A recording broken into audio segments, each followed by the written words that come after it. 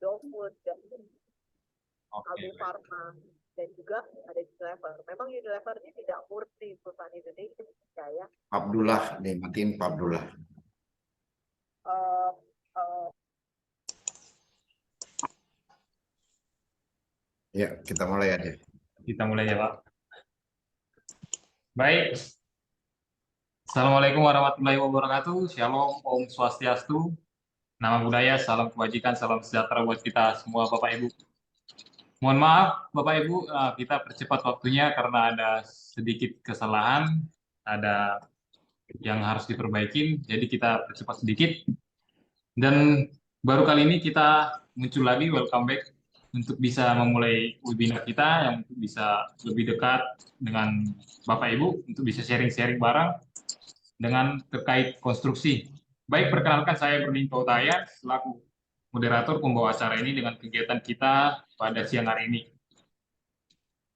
Kami mengucapkan terima kasih, selamat bergabung dalam kegiatan webinar kita siang hari ini. Kami berharap dengan kegiatan ini kita bisa lebih aktif, lebih mengetahui apa yang tidak kita ketahui, lebih bisa bertanya banyak kepada seorang expert atau Bapak Dr. Insinyur Kurniawan yang bisa membuat kita lebih mengetahui tentang pertanyaan kita. Baik, yang terhormat kepada Bapak Heber Lalo Simbolon, SEST, MSc, selaku Ketua Umum BPN Itaki dan Apindo, dan yang terhormat kepada Bapak Dr. Insinyur Mardiaman, selaku Wakil Ketua Umum Itaki, yang terhormat kepada Bapak Dr. Kurniawan Ilyas, SHMH, selaku pendamping kontrak advisor LKPP RI, dan sebagai narasumber kita siang hari ini. Baik, dan yang terhormat kepada seluruh peserta, partisipan Bapak Ibu yang telah hadir di kegiatan kita siang hari ini, yang bertemakan dokumen ketentuan PPK desain dan build pekerjaan konstruksi. Di sini kita akan mengetahui banyak apa itu dokumen ketentuan PPK itu dengan paparan atau penjelasan dari narasumber kita. Baik, pertama-tama mari kita panjatkan puji dan syukur kepada Tuhan Yang Maha Esa, Allah Subhanahu wa taala, yang membuat kita sehat untuk bisa kembali, untuk bisa bertatap muka walaupun online, untuk bisa bertemu silaturahmi bareng dengan teman-teman atau bapak-bapak ibu semuanya. Acara ini diselenggarakan oleh ITAKI, Ikatan Tenaga Ahli Konstruksi Indonesia, dan Asosiasi Perusahaan Kontraktor Indonesia, dan didukung oleh Perusahaan Konsultan Indonesia. Untuk mempersingkat waktu, saya membacakan urutan acaranya. Yang pertama pembukaan, yang kedua pembacaan doa, yang ketiga menyanyikan lagu Indonesia Raya, yang berikutnya sambutan dari ketua umum kita, yang berikutnya acara inti yaitu pemaparan isi materi, berikut diskusi dan sesi tanya jawab, selanjutnya foto bersama dan penutupan. Baik, untuk memulai acara kegiatan kita sore hari ini ada baiknya kita untuk berdoa sesuai dengan keagamaan kita masing-masing, kepercayaan kita masing-masing. Berdoa dimulai.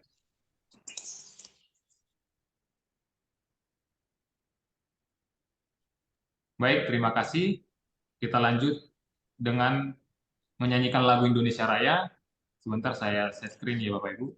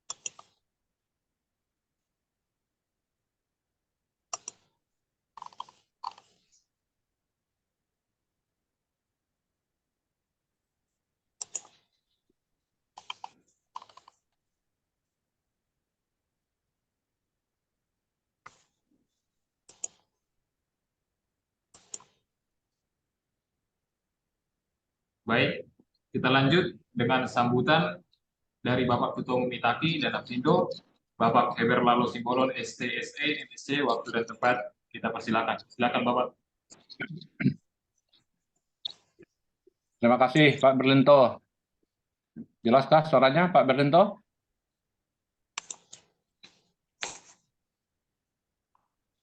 Halo? Jelas, jelas Pak. Halo. Jelas Pak, jelas. Oke, terima kasih saudaraku semua. Selamat sore, selamat siang. Assalamualaikum warahmatullahi wabarakatuh. Senang rasanya bisa kita saling menyapa berkumpul di Zoom hari ini. Karena lama kita tidak ketemu, lama kita tidak melakukan kegiatan webinar gini, sehingga lama juga kita tidak bertegur sapa. Yang saya hormati sahabat saya, Pak Dr. Kurniawan, juga hadir di sini saya lihat sudah banyak kawan-kawan aktivis, Pak Mardiaman, Pak Yudi, Pak Bunedi, Pak Abdul Mufid, Pak Aji, dan yang lain-lain yang tadi dalam WA pribadi katanya akan bergabung. Mudah-mudahan segera mereka bisa meninggalkan kesibukannya untuk bergabung dengan kita hari ini. Bapak-bapak dan Ibu yang saya hormati, bahwasanya acara kita hari ini adalah bagian dari tugas yang harus kita laksanakan sebagai asosiasi, sebagai perkumpulan masyarakat yang profesional di bidang konstruksi, maka sesuai komitmen kita juga bahwa kita akan tetap melakukan pembinaan terhadap anggota. Acara seperti ini merupakan kegiatan kita sebagai pembinaan pada anggota yang pada akhirnya nanti kita berharap bahwa event-event seperti ini menjadi sebuah dokumen yang bisa kita adopsi lagi, dokumen yang bisa kita saring lagi, filter, untuk menjadi bahan masukan kepada pemerintah kiranya pembangunan konstruksi pada masa yang akan datang bisa lebih baik, bisa lebih efisien, dan bisa dirasakan oleh seluruh stakeholder konstruksi Indonesia. Yang pasti adalah bisa lebih mudah dan bisa lebih simpel.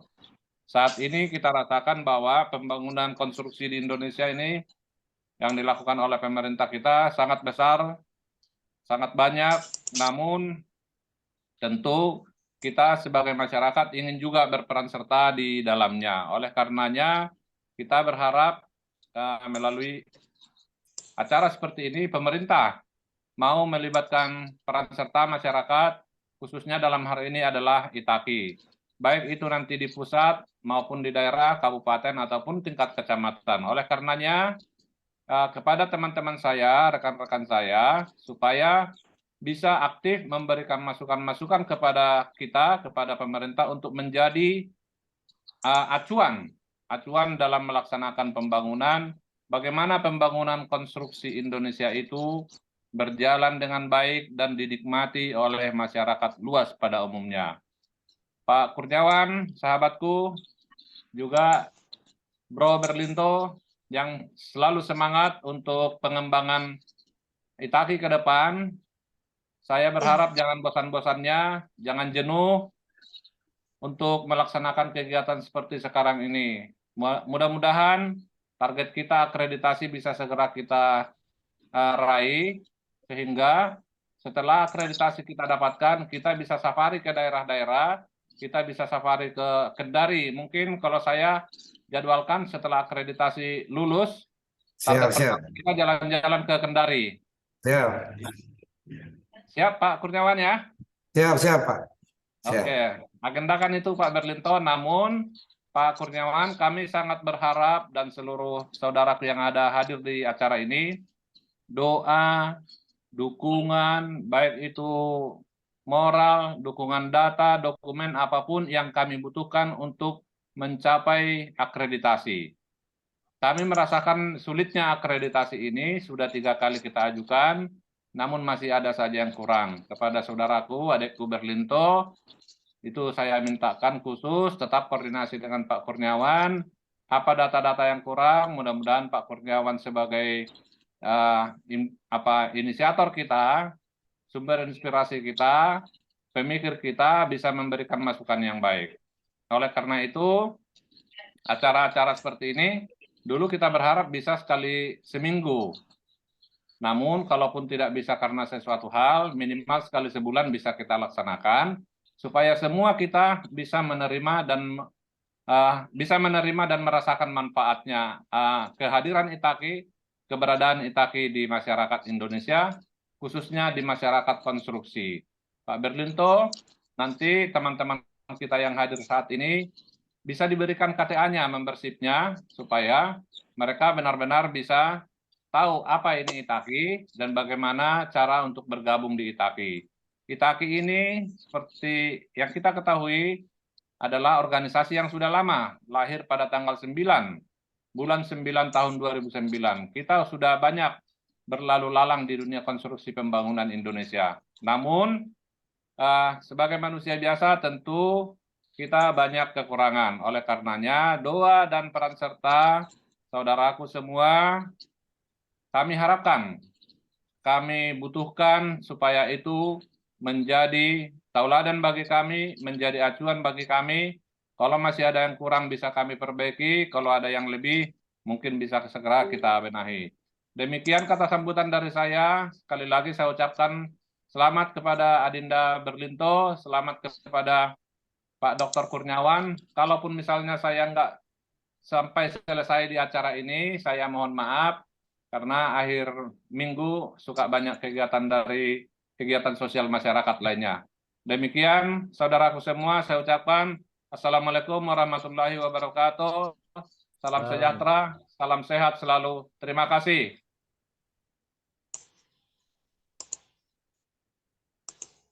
Baik, terima kasih salam hangatnya Pak Ketua Umum. Pak Ketua Umum ini luar biasa.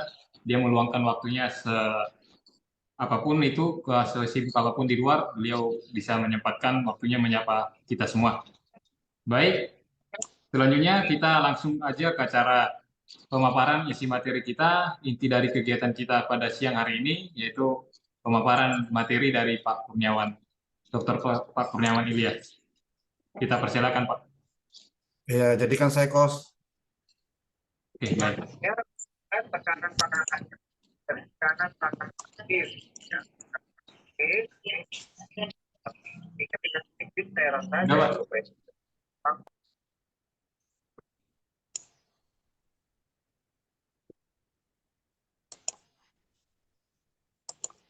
Baik, terima kasih Pak Berlinto. Assalamualaikum warahmatullahi wabarakatuh. Selamat sore, salam sejahtera untuk kita semua. Om Swastiastu, nama budaya, salam kebajikan. Materi hari ini adalah dokumen ketentuan PPK, desain and build pekerjaan konstruksi. Ya, saya Kabak Hukum, sebelumnya sebagai auditor, mendamping kontrak di LKPP dengan advisor di LKPP. Nah, kita bahas dulu tentang filosofi dan bagaimana desain and build dan desain build itu sendiri. Yang kedua, persyaratan dan kriteria pagu pekerjaan dan rancangan kontrak. Yang ketiga adalah basic desain gedung itu sendiri. Jadi materi hari ini kita filosofinya tentang kriteria desain and build, termasuk juga contoh dokumen ketentuan PPK. Ya, jadi kita lebih banyak praktik sendiri. Nah, di pengadaan barang dan jasa ini, pekerjaan desain and build tergolong pekerjaan terintegrasi. Nah, kita bisa lihat di Perpres 16 tahun 2018 dan perubahannya, bahwa pengadaan barang dan jasa, sebagaimana dimaksud barang, pekerjaan konstruksi dan jasa konsultan dan jasa lainnya, ya dapat dilakukan secara terintegrasi. Ya, dapat dilakukan secara terintegrasi. kalau kita lihat di Undang-Undang 2 2017 telah diubah dengan Undang-Undang Cipta Kerja nomor 11 2020, maka layanan usaha yang diberikan untuk pekerjaan konstruksi ini meliputi misalnya rancang bangun, perekayasaan, pengadaan, dan pelaksanaan. Jadi regulasi ini sudah menyiapkan untuk pekerjaan terintegrasi ya, dalam bentuk rancang bangun ya, yang terdiri dari misal ya, antara pekerjaan konstruksi dan pekerjaan konsultan konstruksi sendiri. Nah, perbedaan desain and build ya, dan desain bid build, kalau desain bid build ya konvensional, pengguna jasa menyiapkan DED-nya lebih dulu. Kalau khusus untuk desain and build, pengguna jasanya menyiapkan basic design. Konvensional pengguna melakukan quality control. Sedangkan kalau untuk desain and build, pengguna jasa melakukan penjaminan mutu melalui tim teknis atau konsultan MK. Inovasi atau kreativitas intelektual terbatas. Beda halnya dengan desain and build. Ya, masa pelaksanaan pengerjaan jauh lebih lama dan bertahap. Sedangkan untuk desain and build, ya masa pengadaannya lebih pendek dan paralel. Ya, bagaimana contohnya? Salah satunya desain and build tidak ada MC0. Ya, desain and build tidak ada MC0. Sebab apa? Pada saat kita merancang, bersamaan juga kita mengerjakan pekerjaan tersebut. Ya, jadi di desain and build tidak ada MC0. Selanjutnya metode konvensional ya. Kalau pemilihan ya, kalau kita ketahui kalau konvensional pengguna jasa ini menginginkan kepastian desain lebih awal. Sedangkan untuk desain and build tidak ya. Jadi lebih melihat pada basic desainnya ya. Jadi kalau metode desain and build ini pengguna menginginkan percepatan proses fisik, pengguna jasa menginginkan lebih banyak inovasi dari penyedia. Ya, beda halnya kalau untuk pengadaan desain bid build ya konvensional ya. Jadi pengguna jasa ingin terlibat banyak dalam proses pembuatan desain dan pelaksanaan fisik. Selanjutnya, apa itu pekerjaan terintegrasi? Adalah seluruh pekerjaan yang berhubungan dengan suatu bangunan yang penyedianya, jadi catatan, yang penyedia yang memiliki satu kesatuan tanggung jawab perancangan dan pelaksanaan konstruksi. Jadi artinya apa? Perancangan dan pelaksanaan konstruksi dikerjakan oleh satu penyedia atau penyedia KSO. Nah, persyaratan desain and build ya, persyaratannya adalah kita lihat harus ketersediaan MK atau tim teknis. Harus dimuat dalam DPA atau DIPA. Harus memiliki dokumen rancangan desain ya, basic design. Alokasi waktu untuk peserta tender disusun ya. Apa basic design? Basic design adalah data peta geologi, referensi data penyelidikan, ruang lingkup pekerjaan harus jelas ya, terinci dalam kriteria desainnya, standarnya harus ditentukan, standar mutunya dan ketentuan teknisnya. Identifikasi alokasi risiko proyek, identifikasi kebutuhan lahan, gambar dasar ya, gambar skematik, gambar potongan, gambar tipikal dan gambar lainnya.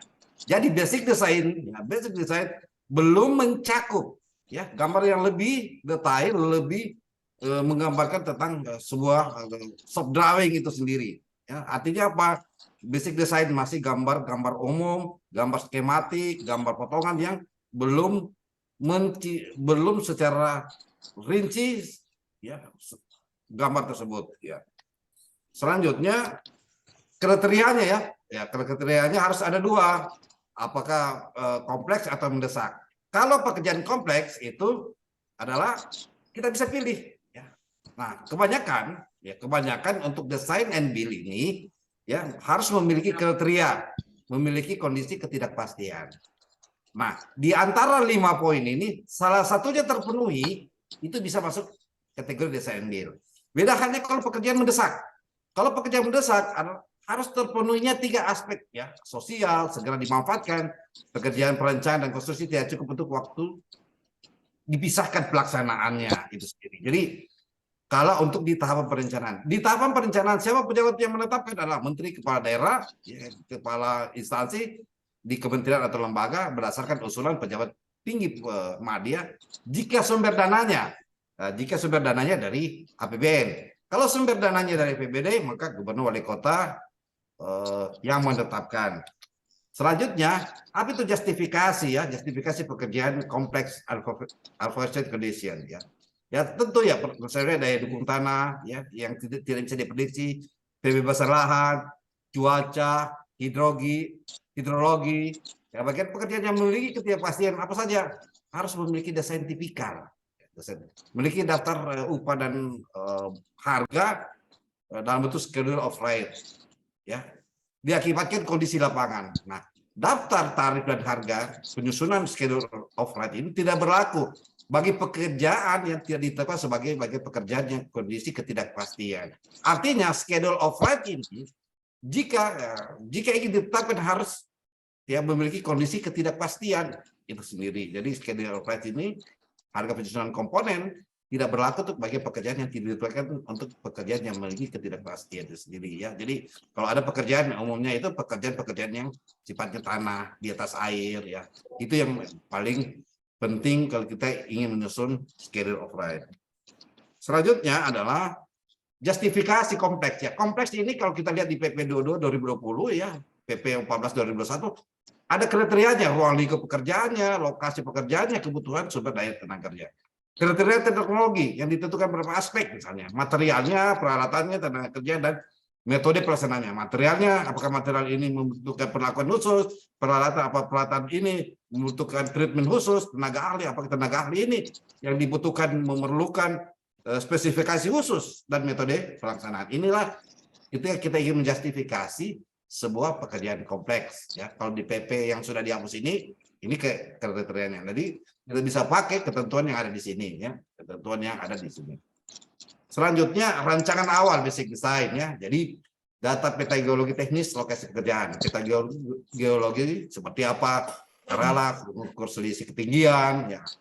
Terus juga peta struktur yang skala sedang atau skala besar. Ini contoh ya, ini contoh basic desainnya, ya, basic design rancangan awalnya.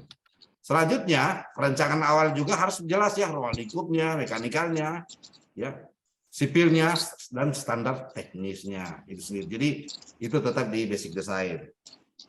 Selanjutnya, ya kalau bicara gedung ya, dia belum masuk di level di tahapan DED ya, baru dokumen perancangan, dokumen perancangan, termasuk juga dokumen pengembangan rancangan. Belum masuk di dokumen DED yang lebih detail, baru gambaran-gambaran umum ini. Nah, persiapan pengadaan. Jadi di persiapan pengadaan ini PPK ini dibantu oleh tim teknis dan MK menjadi perancangan konstruksi sendiri ya. Di tahapan persiapan ada review pagu pekerjaan. Nah, bicara di desain and build tidak ada HPS, yang adalah pagu pekerjaan sendiri ya. Menetapkan dokumen PPK, rancangan kontrak, dan uang muka itu sendiri. Kalau hasilnya dari tim teknis, maka harus ada persetujuan pimpinan tinggi pertama. Ya, yang membidangi misalnya di kementerian ya, kalau yang sumbernya dari APBN. Kalau yang sumbernya dari APBD, maka harus pimpinan tinggi pertama yang membidangi jasa konstruksi. Siapa itu? Ya pasti ya dinas PU ya. Kalau ini kementerian PU itu sendiri. Nah, inilah susunan dokumen ketentuan PPK yang harus disusun oleh PPK pada saat di tahapan persiapan pengadaannya sendiri. Nah, ini juga rancangan kontraknya ya, rancangan kontraknya juga harus didampingi oleh ahli hukum kontrak ya yang ditetapkan oleh PPK. Tidak bisa desain and build tidak didampingi oleh PPK. Ini contohnya ya, saya coba share contohnya. Saya coba share contoh desain and build.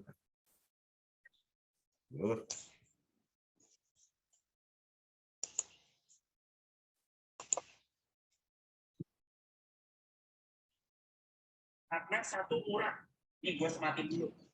Satu biayanya murah, harganya berapa? Nah, ini contoh ya, contoh desain and build. Kebetulan saya melakukan pendampingan ini. Jadi tahapan-tahapan ini harus dipenuhi ya, dipenuhi itu sendiri ya. Jadi kalau saya melihatnya harus menyusun berdasarkan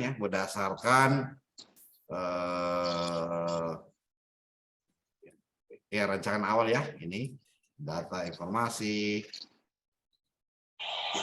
ruang lingkup pembangunan. Jadi ini adalah contoh yang sudah menjadi kontrak ya tentang desain and build. Jadi kita tinggal menyusun sistematikanya, sistematika tentang kebetulan saya mendampingi kontrak ini, mendampingi penyusunan dokumen ketentuan PPK, tentu ada penjelasannya, ada penjelasan terhadap desain and build. Jadi ini contoh desain and build yang bisa kita terapkan untuk semua jenis pekerjaan itu sendiri. Berdasarkan apa? Berdasarkan sistematika yang saya sebutkan tadi. Apa sistematikanya? Kita lihat di ketentuan PPK. Ya. Ini sistematikanya.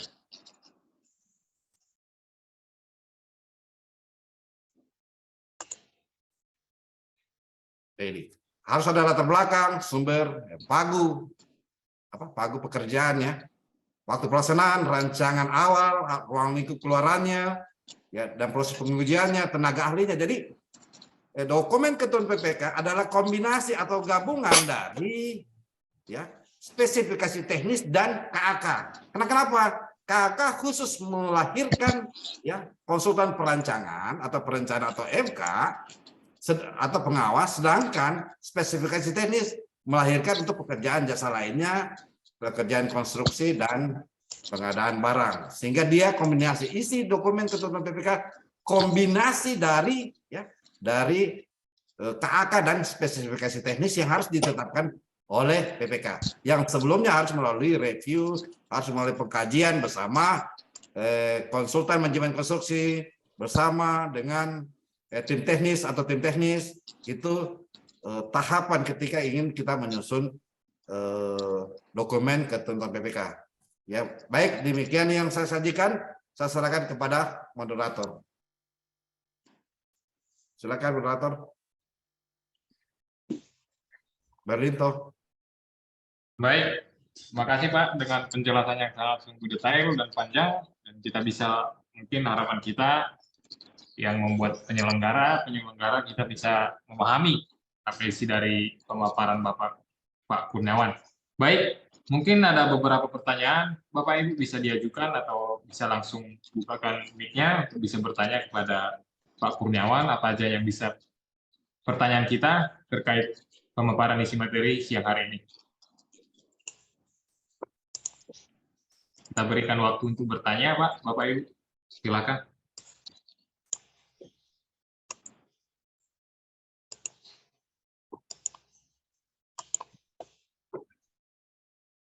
Ya, silakan mungkin karena sudah dua paket ya, dua paket pekerjaan saya dampingi desain untuk pekerjaan gedungnya. Iya. Proses dokumen ketentuan PPK. Jadi memang menyusunnya sebenarnya ikuti saja sistematikanya, Pak Dirjentor. Itu sudah ada contoh yang saya dampingi dua gedung ya dengan nilai pekerjaan dana PEN ya kurang lebih 100-an miliar. Itu. Mungkin ada diskusi, mari silakan.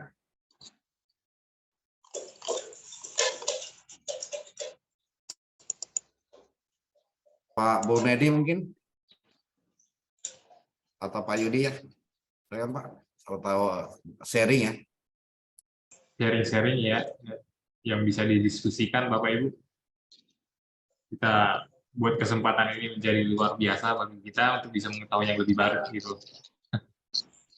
Mau tanya aja Pak Kurniawan. Pak. Kalau kontrak desain and build ini berarti paket perencanaan sama kontraktornya kan jadi satu ya Pak ya? Betul Pak. Nah, itu korelasi untuk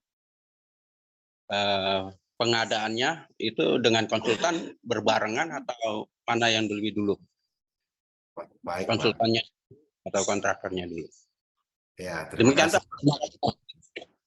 kasih Pak Bunedi. Jadi kalau untuk konsultan manajemen konstruksi, ya dia terpisah dengan tender atau pemilihan penyedia melalui desain and build. Nah, memang desain and build ini harus memang disiapkan lebih awal konsultan manajemen konstruksi karena dia membantu PPK di persiapan pengadaan, juga termasuk juga di proses pemilihan dan pengawasannya nantinya. Nah, Kalau untuk kontrak design and build ini dia kombinasi Pak. Ada kode kualifikasi badan usaha yang isinya yang sub klasifikasinya itu selain dia mampu melaksanakan pekerjaan konstruksi, dia masuk juga di kualifikasi perancangan konstruksi. Itu T150 yang saya ketahui. Kalau kita lihat di peraturan PUPR nomor 19/2014. Yang selanjutnya kontraknya satu Pak. Kontraknya satu kalau dia penyediaannya satu. Maksudnya apa? Yang penting ada SBU-nya di kualifikasi design and build, kontraknya satu. Nah, sama halnya juga sebenarnya dengan kontrak ya, khusus kontrak design build di mana KSO. Nah, KSO juga akan dimuat di syarat-syarat KSO. Nah, KSO itu lead team-nya harus ada dari apa? Dari penyedia konstruksi, bukan penyedia perancangan konstruksi. Ya, jadi mereka ber-KSO. Nah, di situ ditetapkan siapa KSO-nya itu sendiri. Demikian Pak. Ya, makasih. Makasih Pak keterangannya. Iya, makasih. Baik, bisa dilanjutkan Bapak Ibu pertanyaannya. Mungkin dari Pak Yudi, dari Bapak semuanya. Baik Pak, terima kasih Pak. Terima kasih saya Pak. Iya Pak. Ya, Assalamualaikum Pak Gunawan. Waalaikumsalam. Pak mau tanya dulu nih Pak. Pada saat pengguna jasa ingin menghitung biaya atau HPS Pak, kan tentu kan dia punya BQ Pak. Iya. BQ dan harga satuan supaya perakiraan harga bangunan itu bisa timbul ya Pak. Misalnya berapa lama atau berapa T gitu kan. Tentunya kan BQ itu kan sudah dirinci masing-masing bab gitu Pak ya. Iya. Nah terus pada saat kontraktor akan melaksanakan, tadi kan Bapak jelaskan di kontrak itu kalau nggak salah Pak, mungkin kalau salah saya dikoreksi Pak, mungkin yang ditampilkan hanya HPS atau harga kontrak ya Pak. Jadi kan si kontraktor bisa menghitung sendiri gitu, menghitung dari awal. Dan tadi Bapak jelaskan juga bahwa di situ tidak ada MC0. Betul Pak. Tentunya kan kontraktor akan membuat BQ perkiraan gitu Pak, dengan bangunan yang akan dibuat gitu Pak. Betul Pak. Nah setelah kontraktor membuat kuantiti perkiraan, mungkin kalau misalnya dari awal waktu dari owner si kontraktor atau penyedia jasa punya data BQ dari awal kan bisa dikomparasi ya Pak. Nanti bisa dilihat gitu. Oh nih BQ-nya ternyata masih match gitu, masih belum lari gitu. Walaupun kenyataannya nanti pada kesempatan bisa aja meleset gitu Pak. Apakah itu selalu begitu Pak atau ada ini Pak, ada metode lain Pak? Sementara itu dulu Pak. Ya, baik Pak, terima kasih. Pertama gini, semua kan harus berlaku dari basic design ya, basic design. Ya.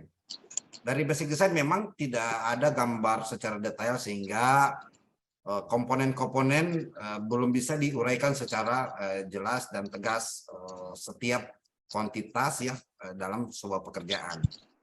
Makanya penawaran pekerjaan ini dia lansam Pak perhitungannya. Ya, betul. Dia lansam. Untuk itu nanti pada saat kontrak itu berjalan baru didetailkan Pak. Siapa yang detailkan? Detailkan adalah penyediaannya sendiri. Jadi setiap item pekerjaan, misalnya pekerjaan bawah misalnya galian atau pondasi, itu kita bisa punya perkiraan berdasarkan volume yang sudah disampaikan di basic design. Ya. Tapi itu sifatnya lansam. Nanti dari pihak penyedia yang menguraikan ketika sudah kontrak itu berjalan. Ya. Itu yang pertama. Jadi penawarannya dan kontraknya ini penawarannya harus